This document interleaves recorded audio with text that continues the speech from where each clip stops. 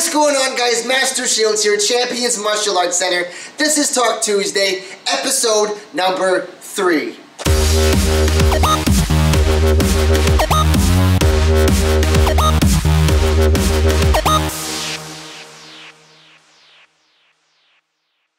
On today's show, we're talking about extracurricular activities and how they can help your child at school, how to discipline your friends' kids without having them get upset at you, and how to improve communication with your child. You know, a lot of the times throughout the week we get a bunch of questions about different topics, and we are trying to get to them as fast as possible. And these 3 really stood out to us. They really made us really think and definitely wanted to dive into them, because these are very common questions that parents all over are asking themselves. You might have had your kids' friends come over, or maybe a family friend come over, and maybe they've acted up and you just didn't know what to do and how to discipline them in that scenario, or maybe you're facing some communication issues with your kids and you're just not getting them to open up and talk to you, and you're kind of struggling in that department. Or you just want to know how can you help your kids do better in school, and they're interested in extracurricular activities. These are kind of the 3 things that a lot of parents face, I think, on a daily basis, and we're definitely going to answer them today and give you some awesome resources for them. So the very first question again was, how can extracurricular activities help my kids in school? This is a very common question, and so the biggest thing you want them to be able to do is explore themselves, explore their physical, their creative, their social interests, and this is going to help them find themselves in a sense. Maybe some kids just aren't good at math, but they're amazing at talking. Or you have kids that are more athletic and they're just not good at certain things. Now you can find things they're good at and they can really hone in on those things. But it really depends on the extracurricular activity that you're putting your kids in. If you want to see better improvements in school, they don't need to be at the gym 5 nights a week for 4 or 5 hours and not getting their homework done. It's important, the actual extracurricular activity that they're going into, and that's really going to help them. Picking the right one is truly the most important thing. You know, the biggest thing that's going to happen is they're going to be able to find things they're good at, and this is where you're going to be able to create that positive self-statement, that positive image that they're going to be experiencing daily, and they're going to be able to find things they're good at and praise themselves while you're praising them for those positive things that they're doing. And again, like I said, the most important thing for this is the actual extracurricular activity. You know, the biggest thing that I try and tell everyone is find an awesome martial arts program, because martial arts is for everyone. And the cool thing, it's not a team sport, it's an individual activity. So again, if your kids are quiet and shy, this would definitely help them open up and be more outgoing. If they're athletic, great. There's a phenomenal sports side to martial arts. Martial arts is great because it teaches your kid focus, how to focus on one specific topic or one specific set of things, patterns, movements. It's really going to teach them discipline, how to create things, and really depending on the instructor, a lot of times places will just have anyone teach class. The biggest thing martial arts should be teaching you is focus, discipline, confidence, time management. A lot of kids don't understand this, and then they get in this pattern of, I'm too busy, I can't do this because I'm too busy. Well, if you set a schedule and a pattern down, you can really get things going, and it's a lot easier from the time they wake up to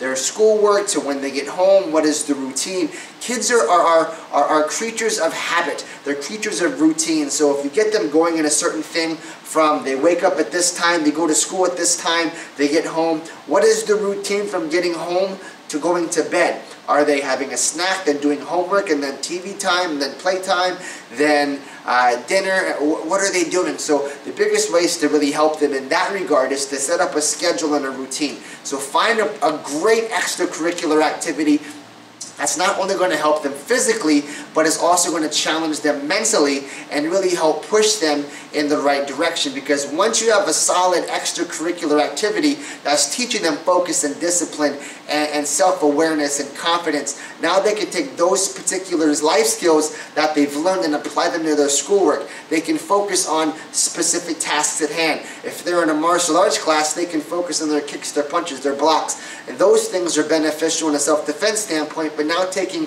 that same focus and applying it to their math homework and getting it done. Having this I can do it attitude, having this never quit. A lot of times we're very habitual creatures, and so we get in the habit of doing things. So once you quit something the very first time, it's easier to quit again and again and again. So if you go back, challenge them, try this. Go back and think, what was the very first thing that your kids quit?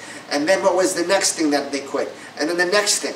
Kids are creatures of habit, and so once you start creating a habit of quitting, it gets easier. So you want to push your kids and challenge your kids to follow through with everything that they do. So that's going to help them within their activity as well as their homework, their school studies, and those things will really help them improve in school, as well as their overall physical fitness, their overall mental fitness, and just as a person in general. So again, fine-tune what you're looking for, find exactly what you want your kids to benefit, and find the right program. The right extracurricular activity will ultimately help transform your kids' lives in school, help them be more social, help them have better interactions with kids and parents and teachers, and have them focus on schoolwork and studies and get things done in a timely manner. So that's how I would help kids focus on extracurricular activities in school. The next question is a very touchy subject. A lot of times, this is, as parents, we've had our kids play with our neighbors or our friends or their friends, and they come over, and sometimes kids like to get out of hand and they like just not to listen. And so how do you discipline your friends' kids or your kids' friends? How do you discipline them without upsetting the parents and upsetting your friends when you're disciplining their kids? So the biggest thing is you have to have clear communication. Clear communication is the most important thing with this, because again, if you have a specific set of rules that you follow in your household, but then your friend doesn't follow those same rules and they discipline their kids differently, you're going to have a huge disconnect, and there's going to be problems, and ultimately there can be altercations over how you're talking, how you're disciplining, how you're treating these kids. And so first and foremost, have a clear communication aligned with your friends or these kids' parents, so they understand when they come to your house, here's the rules. They have to take off their shoes. They have to say yes sir, yes ma'am. They have to do this. They have to do that. Whatever your house rules are, make sure that those are clear, and your neighbors or your friends or your kids' friends know what they are when they come over. So that's very important. And print them out. Give your friends, give them a copy of your house rules. So you want to make sure that they know what you expect. And so that if they come over, you're going to be clear and say, hey, you know, if Bobby doesn't do this, or if they do this, this is what we expect of our kids. We want your kids to kind of follow the same rules. And you have to understand that if your rules are different than someone else's rules, you can't get super upset if the kids don't get it the very first time.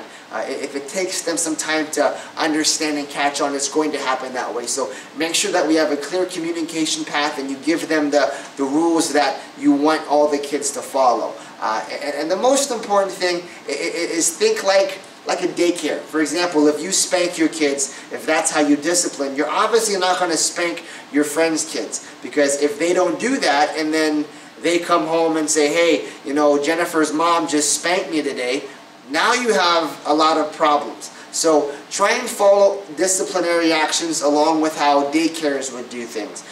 Nose on the wall, corners, timeouts, things like that. Don't make it where it's so extreme. Again, if you spank your kids, that's how you discipline your children. But again, if someone else comes over with their kids and they don't do that, you're going to be crossing a line with them that they might not be comfortable with. So try and find things that are going to be in line with daycares, and think, how would they do it? You can Google it and find out what their rules are for disciplinary actions, and that's truly going to help with that particular situation. One thing that we do here at the school is, if we have to discipline someone, so we give them the 3-strike rule. So the first time, they're going to put their nose on the wall. Don't put them in a corner. Don't put them by a TV. Put their nose on the wall so they're standing.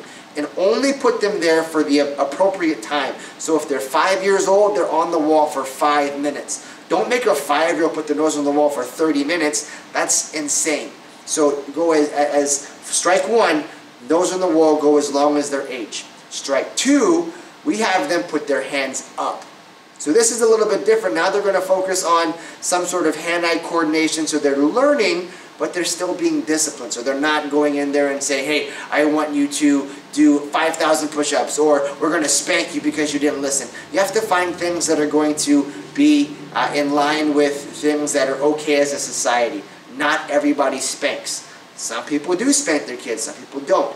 There's a fine line with those things, and so try and find things that are in line with daycares, like putting your nose on the wall, putting your hands up, sitting down. Now you have to sit in a corner and you have to read for 5 minutes. Have them do something that's going to help them in a sense and enrich them, but they're also going to understand why they were disciplined. And explain things. You know, go in this mindset of the PCP concept. Praise, correct, praise. We spoke about this in, I believe, either episode 1 or 2. Praise, correct, praise is you want to praise some positive behavior, fix whatever is wrong, and this is where the discipline comes into play, but then at the same time you still want to praise some sort of positive behavior so that they understand that this is wrong, but here's how we fix it. And so when you start to get in that mindset, you're going to really help them, and then you're not going to have any horror stories about your neighbors or your friends getting upset at you because you did something outlandish. So I think like that, those are the big things to how to discipline your friends' kids without them getting upset. Clear communication.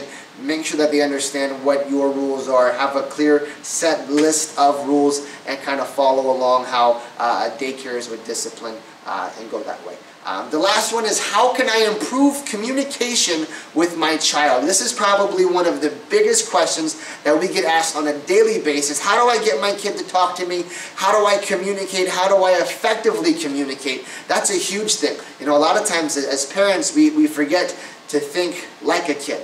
We forget to think how a kid thinks. We forget to think like them, and we want them to think like us, which is not going to happen. If you want your 7-year-old to think like a 35-year-old, that's just not going to happen because psychologically they're just not there. Their cognitive development is not in line with a 35-year-old man or woman, so it's important that we come down to their level and talk to them at their level rather than having them come to ours. So if you want your kids to talk to you, you have to have open communication. Talk to them. Talk to them on their turf, on their playing field. So rather than having them come into your room or go in a place that they're just not comfortable, so to speak, go to their room. Go to where they feel comfortable. If they're always on the couch in the living room, awesome, sit next to them and talk to them there. If they always play in their room, go in there and talk to them. Try and open up the lines of communication on their turf rather than having them come to yours. It's a little bit easier. It's not as intrusive if you go talk to them on their turf rather than having them come to you. Get them moving. If you start doing activities with them, they'll start talking. Have you go on a walk with your kids. Go for a run. Ride bikes together. Exercise together. Do things together. You're going to get them opening up. Do a martial arts class together. This is a super awesome way to kind of get challenges going on where you're competing against them and them vice versa. That'll really help open up communication, and you guys can start setting goals as a family and as a team and do different things that way. The biggest thing, another thing I see with that parents do is when you guys are in the car and you're driving, what's the one thing you always turn on? The radio, or you turn on your Sirius XM, or you're listening to something, or your kids are on their cell phones, or you put a movie on. So there's this disconnect already based on your car ride, and you're wondering, why won't my kids talk to me? Turn off the radio. Turn off the music. That's an easy way to do it. Turn off the music and put any sort of distraction away. That way you guys can talk. Hey, let's play a game, Slug Bug. We'll play an old school Slug Bug game. Every slug bug that you see, tap my arm and I'll tap yours. Or let's do a red light, green light game. Or play some sort of a game where you have to talk and communicate. And so you're communicating rather than just listening to the radio or listening to a podcast or consuming content. You want to consume your child's life and talk together and be with each other. The last one I would say is ask open-ended questions. A lot of times as parents, we ask our kids, did you have a good day at school? Yeah. Did you learn anything at school today? No.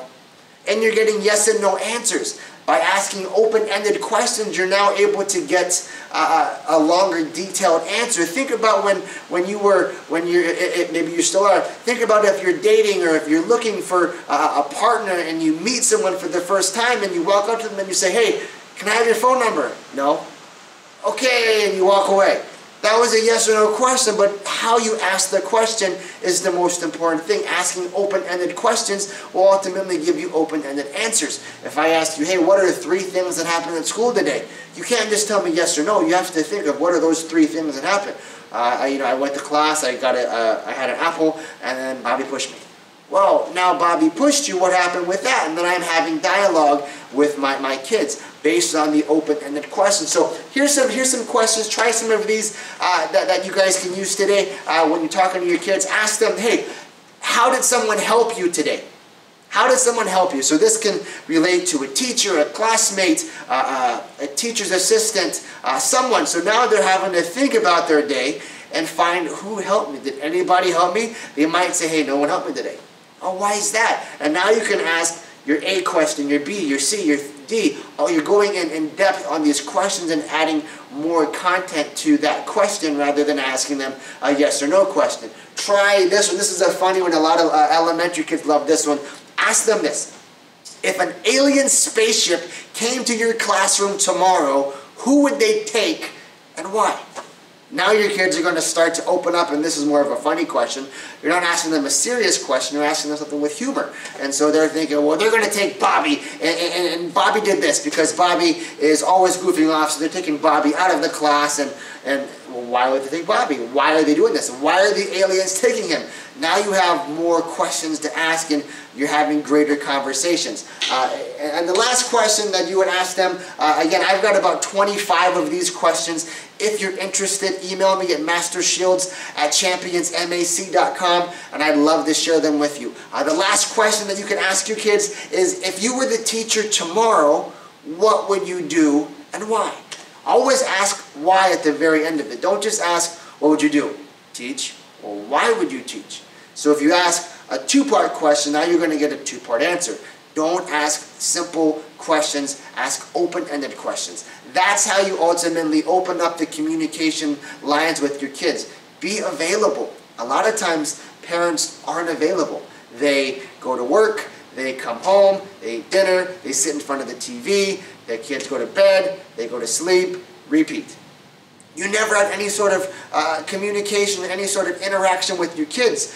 Find activities. Find things to do with your kids. That's why martial arts are huge for families. If you do stuff together as a family, you're going to be able to communicate, have things to relate to, have things to do together.